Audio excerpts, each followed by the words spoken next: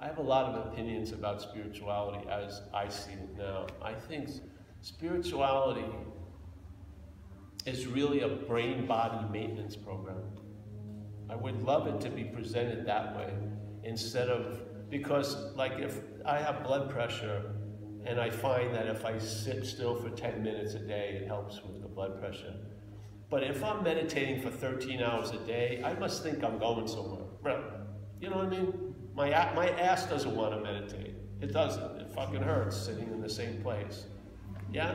But what would make me put up with all that shit? I must think I'm going somewhere. And this has to believe it's going to be there, or it fucking wouldn't do it.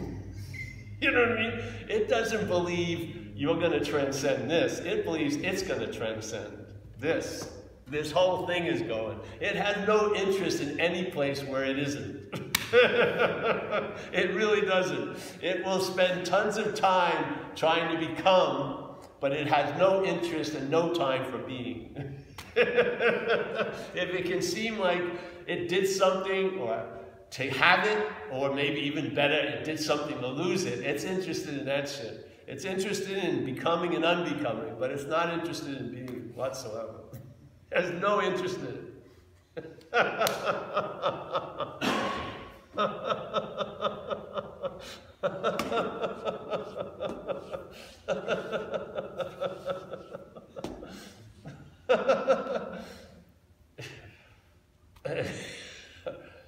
I'm out of the dream. No, you're not.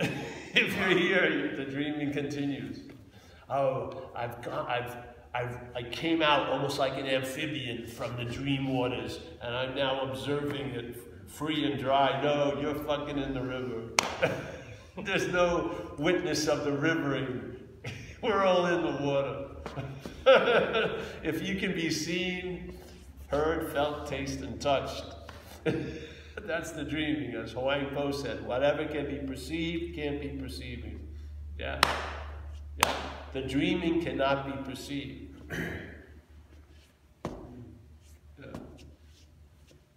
The dreamt can be perceived. Yeah?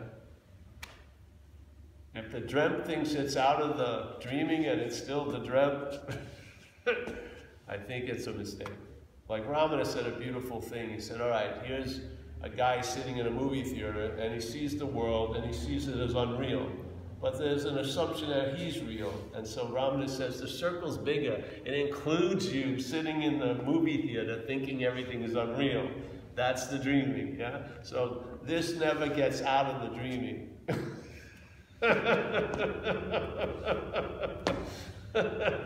What's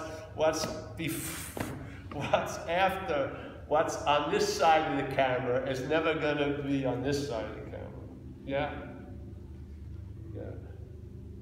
And especially what's on this side of the camera is never going to get before that which is before the camera.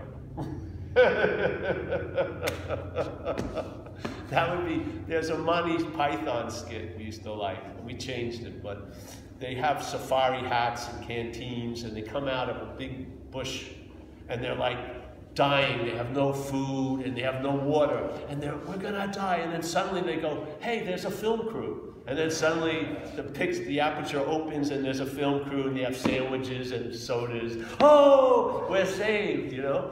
But the thing, and then there's a film crew watching that film crew. And then there's a film crew, and then, yes, on and on and on and on and on. Yeah? Yeah, yeah, yeah. That's what it's like. So you see, you think, oh, there it is.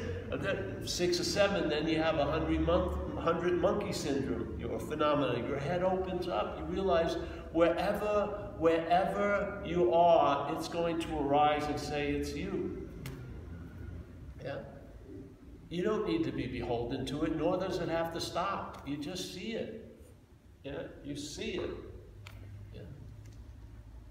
Nothing has to be changed or altered. Just see. Yeah? And that's the quality that can't be taken from us. Yeah? You can't. You don't have to polish it. It's as clear as clear as clear as clear can be. Yeah? Just see what you're not. See the activities that imply a noun, and maybe you'll get a sense of being a verb, not becoming a verb as a noun, Not dreaming I was once a verb as a noun, but being. Yeah, being. Like all completely verbing. Yeah? Maybe you'll get a feeling like that. And then that's like worth 500 pages of scripture, really. It just has such an impact.